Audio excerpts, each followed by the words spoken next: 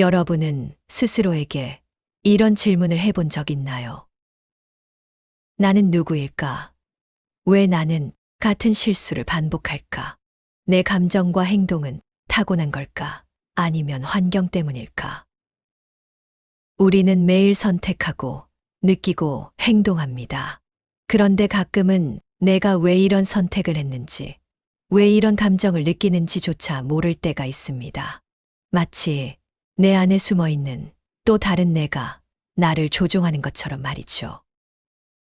그런데 만약 내가 나를 더 잘 이해할 수 있다면, 내 성격, 감정, 행동 패턴의 원리를 알 수 있다면, 분명 삶이 훨씬 더 명확해지고 원하는 방향으로 나아갈 수 있지 않을까요? 오늘 영상에서는 나를 깊이 이해하는 법에 대해 이야기해 보려 합니다. 심리학을 통해 여러분이 더 나은 자신이 될 수 있도록 함께 탐험해 볼까요? 여러분은 스스로에게 이런 생각을 해본 적 있나요? 나는 왜 혼자 있는 걸 좋아할까? 왜 어떤 사람들은 즉흥적으로 행동하는데 나는 계획을 세워야만 안심이 될까? 성격은 바뀔 수 있을까? 아니면 평생 그대로일까? 우리는 각자 고유한 성격을 가지고 있습니다. 그리고 이 성격은 우리의 행동, 대인관계, 직업 선택, 심지어 인생에서 내리는 중요한 결정에까지 영향을 미칩니다. 예를 들어 어떤 사람들은 사람들과 어울리는 것에서 에너지를 얻는 반면 어떤 사람들은 혼자 있는 시간이 꼭 필요합니다. 어떤 사람들은 계획적이고 신중한 선택을 하지만 어떤 사람들은 즉흥적으로 결정하는 것이 더 편합니다. 이 차이를 이해하면 나를 더 깊이 알 수 있을 뿐만 아니라 타인과의 관계에서도 불필요한 오해를 줄이고 더 나은 소통이 가능해집니다. 그래서 우리는 심리학에서 가장 널리 사용되는 성격 유형 분석 도구인 MBTI와 빅5 성격 모델을 통해 나 자신을 이해하는 법을 배워볼 거예요. 먼저 나의 성격 유형을 알아보는 가장 인기 있는 도구인 MBTI를 알아볼게요. MBTI는 사람의 성격을 16가지 유형으로 분류하는 모델입니다. 이것은 단순한 성격 테스트가 아니라 내가 세상을 어떻게 바라보고 어떤 방식으로 결정을 내리는지를 알려주는 강력한 도구입니다. MBTI는 4가지 축을 기반으로 합니다. 첫째, 내 에너지는 어디서 오는가? 외향형은 사람들과 어울릴 때 에너지를 얻습니다. 내향형은 혼자 있는 시간이 필요합니다. 둘째, 정보를 어떻게 받아들이는가? 감각형은 현실적, 구체적인 정보를 중심에 둡니다. 직관형은 상상력과 가능성을 중요시합니다. 셋째, 결정을 내리는 방식은? 사고형은 논리와 객관적 사실을 중심에 둡니다. 감정형은 사람과 감정을 고려합니다. 넷째, 삶을 살아가는 태도는?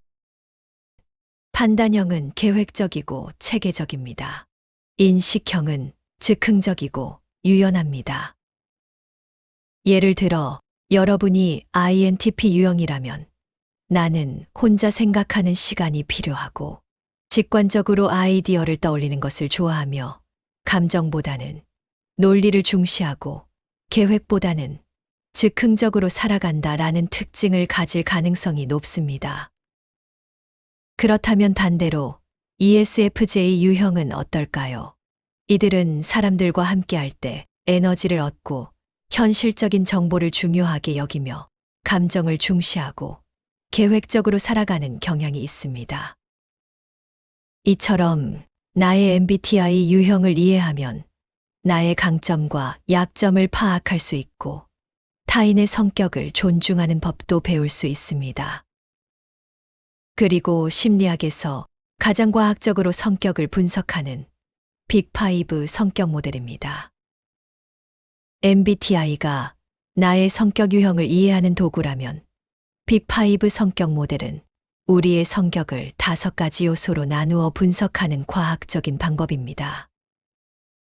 이 모델에서는 성격을 OCAM 모델이라고 불리는 5가지 요소로 분석합니다. 첫째, O. 개방성. 새로운 경험을 좋아하고 창의적인 사고를 합니다. 예를 들어, 나는 새로운 아이디어를 받아들이는 걸 좋아하는가? 둘째, C. 성실성. 계획적이고 목표지향적인가? 아니면 즉흥적인가?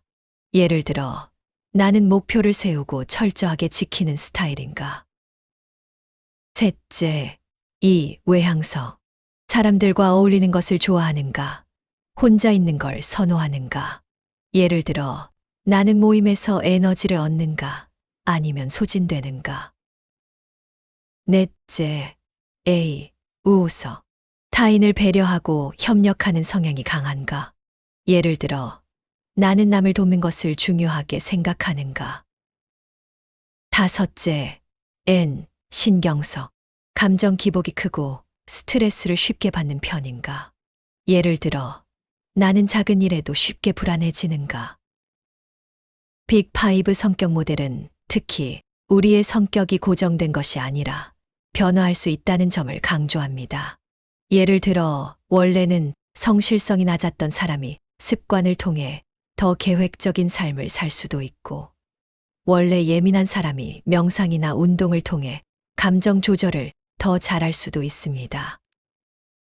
즉, MBTI는 나의 성격을 이해하는 출발점이라면 빅5는 내가 성장할 수 있는 가능성을 알려주는 지도라고 할 수 있습니다.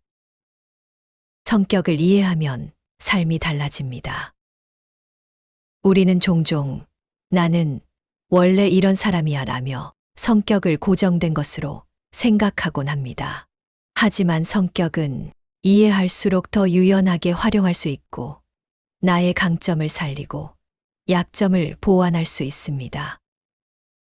예를 들어, 내향적인 사람이라면 혼자 있는 시간을 활용해 깊이 있는 사고를 하거나 글쓰기 같은 자기 표현 방법을 찾아볼 수 있습니다. 즉흥적인 성격이라면 변화에 강한 장점을 활용해 창의적인 직업을 고려해 볼 수도 있습니다. 예민한 편이라면 감정 조절을 연습하고 명상이나 운동을 통해 불안을 줄이는 연습을 할 수도 있습니다. 그러니까 성격을 아는 것은 단순한 자기 탐색이 아니라 더 나은 나를 만들기 위한 것입니다. 여러분은 이런 경험을 해본 적 있나요? 왜 나는 후회할 걸 알면서도 같은 실수를 반복할까? 화가 나면 이성을 잃고 감정적으로 행동해버릴 때가 많아. 스트레스를 받을 때 무의식적으로 스마트폰을 켜거나 달달한 음식을 찾는 이유가 뭘까? 우리는 매일 수많은 감정을 경험하고 그 감정이 우리의 행동을 좌우합니다. 기분이 좋으면 주변 사람에게도 다정해지고 기분이 나쁘면 작은 일에도 짜증이 나죠. 그런데 만약 내 감정을 잘 이해하고 조절할 수 있다면, 감정에 휘둘리는 대신 감정을 다루는 법을 안다면 우리는 더 평온하고 더 행복하고 더 원하는 방향으로 살아갈 수 있을 겁니다. 그래서 자기인식과 감정 조절법에 대해 이야기해 보겠습니다. 이것을 알면 내 감정을 더 깊이 이해하고 삶을 주도적으로 이끌어 나가는 힘을 가질 수 있어요. 자기인식이란 무엇일까요?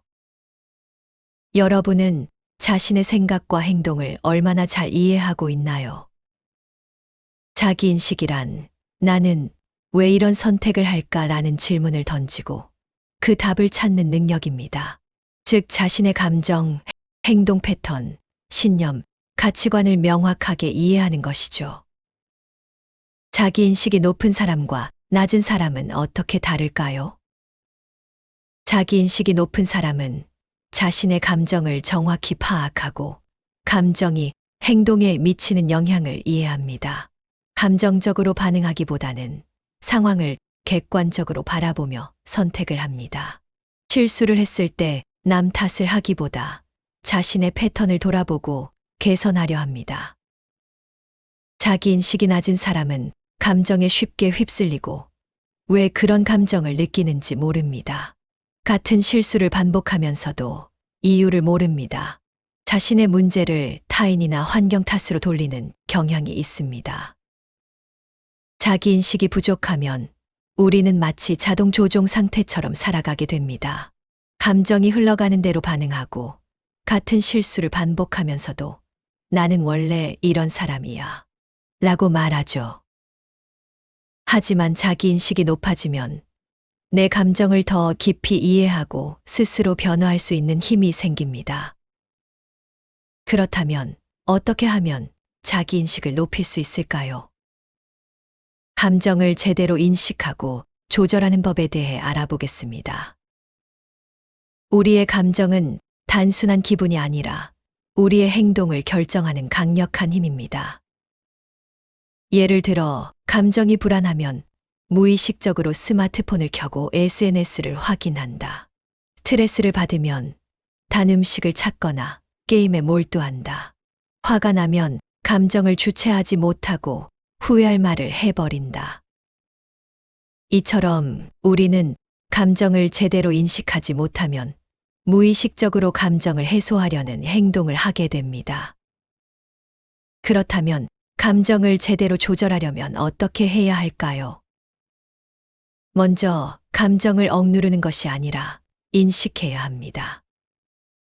우리는 흔히 화를 참아야 한다, 부정적인 감정을 없애야 한다고 생각하지만 사실 감정을 억누르는 것은 오히려 더 강한 스트레스를 만들고 나중에 폭발하게 만듭니다. 화가 났을 때 가장 중요한 것은 그 감정의 원인을 찾는 것입니다. 지금 나는 왜 화가 났을까? 라는 질문을 던지는 것만으로도 감정이 차분해질 수 있습니다. 감정을 부정하는 것이 아니라 인정하고 이해하는 것이 핵심입니다. 그리고 감정을 기록하기 위해 감정 다이어리를 써세요. 자기인식을 높이는 가장 좋은 방법 중 하나는 감정을 기록하는 것입니다. 매일 하루를 돌아보며 이런 질문을 스스로에게 던져보세요. 다음은 감정 다이어리 질문 리스트입니다. 오늘 가장 강하게 느낀 감정은 무엇이었나? 그 감정을 느끼게 한 원인은 무엇인가? 그 감정을 다루기 위해 내가 한 행동은 무엇인가? 더 좋은 방법이 있었을까? 이런 방식으로 감정을 기록하면 내가 반복적으로 느끼는 감정 패턴을 파악할 수 있습니다. 예를 들어, 나는 스트레스를 받으면 단 음식을 찾는 경향이 있구나. 나는 불안할 때 무의식적으로 SNS를 확인하네. 나는 기분이 나쁘면 가족들에게 짜증을 내는구나. 이렇게 감정을 객관적으로 바라보는 것만으로도 감정 조절 능력이 향상됩니다. 또한 마인드풀니스, 감정을 있는 그대로 바라보세요. 마인드풀니스란 현재 순간의 감정을 있는 그대로 바라보는 연습입니다. 즉, 감정을 없애려 하지 않고, 지금 나는 화가 나 있구나. 지금 나는 불안하구나라고 인식하는 것이죠. 감정이 올라올 때 심호흡을 하고 그 감정을 바라보세요. 감정은 나쁜 것이 아니라 내가 어떤 상태인지 알려주는 신호일 뿐입니다. 감정을 받아들이고 나면 우리는 그 감정에 휩쓸리지 않고 스스로 선택할 수 있는 힘을 얻게 됩니다. 우리는 감정을 조절하는 법을 배우면 삶의 질이 달라질 수 있습니다. 다음과 같은 방법을 실천해 보세요. 스트레스를 받을 때 무의식적으로 스마트폰을 켜는 습관 바꾸기입니다. 스마트폰을 켜기 전에 나는 지금 어떤 감정을 느끼고 있지? 라고 스스로 물어보세요. 대신 산책을 하거나 물을 마시는 등의 대체 행동을 해보세요. 화를 참는 대신 감정을 솔직하게 표현하는 연습하기입니다. 나는 지금 화가 나. 하지만 이 감정을 차분하게 표현해 볼 수 있을까? 라고 스스로에게 물어보세요. 감정을 부정하지 않고 상대에게 솔직하게 이야기하세요. 감정 다이어리 작성하기입니다.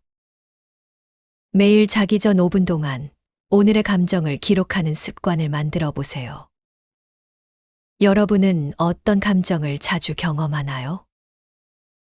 오늘 배운 내용을 바탕으로 여러분도 스스로 질문을 던져보세요. 나는 감정을 어떻게 다루고 있을까?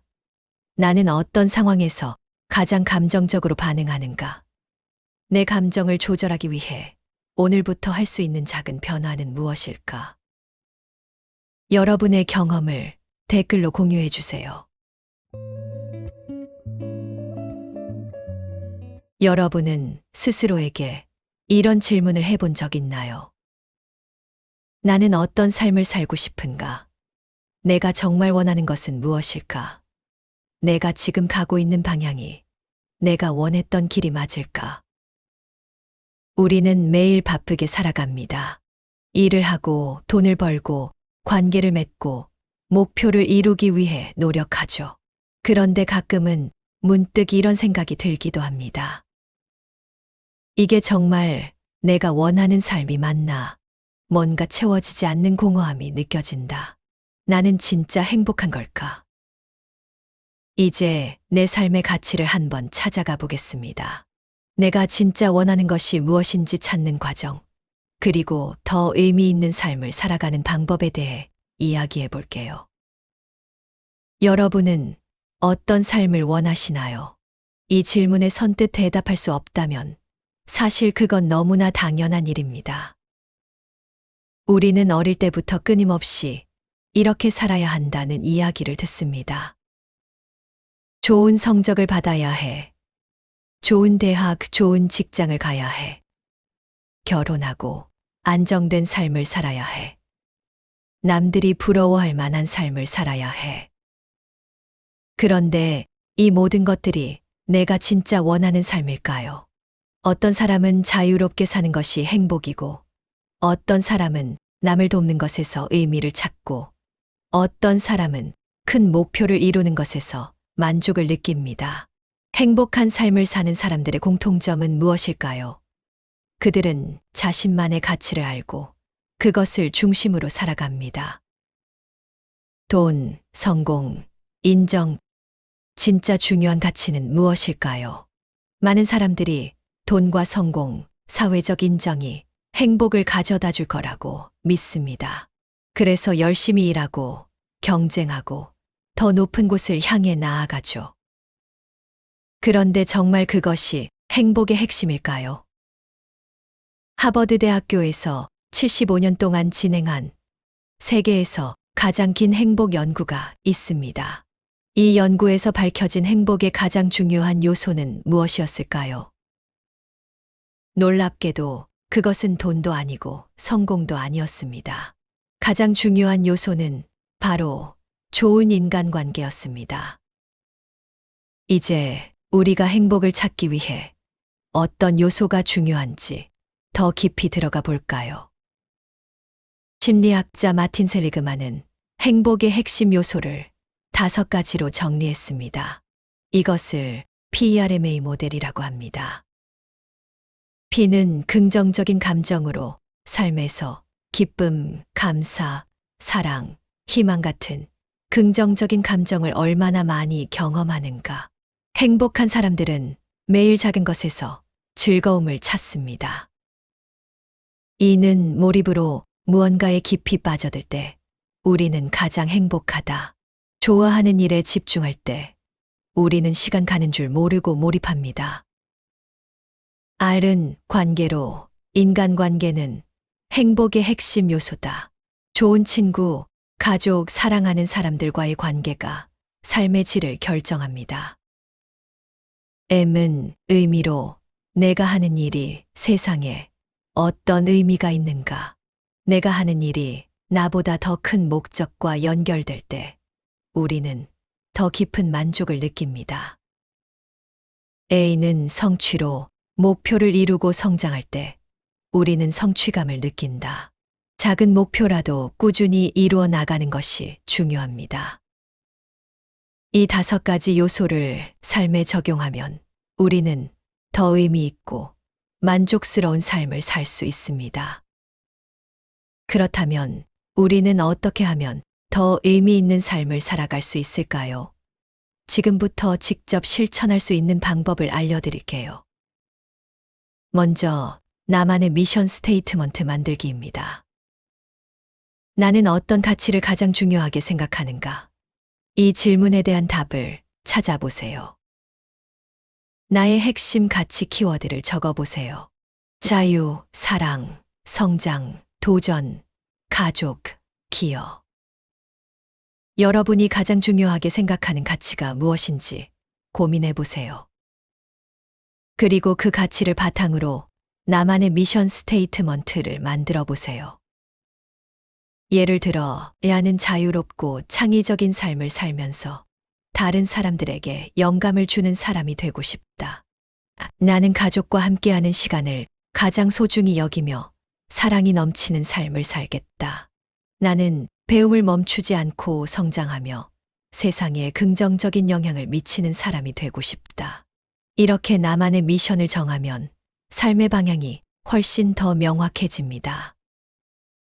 지금부터는 5년 후의 나를 구체적으로 상상해 보세요. 5년 후 나는 어떤 삶을 살고 있을까? 나는 어떤 일을 하고 있을까? 나는 어떤 사람들과 함께 있을까? 나는 하루를 어떻게 보내고 있을까? 이 질문을 적어보고 그 답을 상세하게 써보세요. 그리고 그 목표를 이루기 위해 오늘부터 할 수 있는 작은 변화를 만들어 가세요. 여러분이 찾고 싶은 가치는 무엇인가요? 우리는 모두 각자의 가치와 의미를 찾아가는 과정에 있습니다.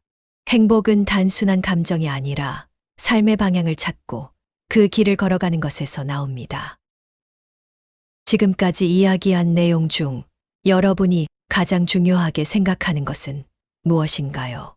여러분만의 가치를 찾기 위해 어떤 질문을 던져볼 수 있을까요? 댓글로 여러분의 생각을 공유해 주세요. 우리는 오늘 나를 아는 것이 왜 중요한지 이야기해 봤습니다. 내 성격을 이해하면 내가 왜 이런 행동을 하는지, 왜 이런 감정을 느끼는지 알 수 있습니다. 자기인식이 높은 사람은 감정과 상황에 휘둘리지 않습니다. 자신이 어떤 사람인지 알고 있기 때문에 주도적으로 삶을 선택할 수 있습니다. 그리고 가장 중요한 것, 내가 진짜 원하는 것, 나만의 가치를 찾을 때 비로소 흔들리지 않는 삶을 살 수 있습니다. 마지막으로 여러분에게 질문을 드리고 싶습니다. 여러분은 어떤 성격 유형인가요? MBTI든 B5든 여러분의 성격을 한번 분석해 보세요. 그리고 여러분이 이해한 나의 성격은 어떤가요? 여러분의 성향이 삶에 어떤 영향을 주는 것 같나요? 지금 여러분의 가장 중요한 가치는 무엇인가요? 여러분이 삶에서 가장 소중하게 생각하는 것은 무엇인가요? 성장, 사랑, 자유, 관계, 도전, 한 번 종이에 적어보고 그 가치를 지키기 위해 무엇을 할 수 있을지 고민해 보세요. 그리고 여러분의 생각을 댓글로 남겨주세요. 오늘 이야기한 내용이 여러분의 삶을 더 나은 방향으로 변화시키는 작은 계기가 되길 바랍니다.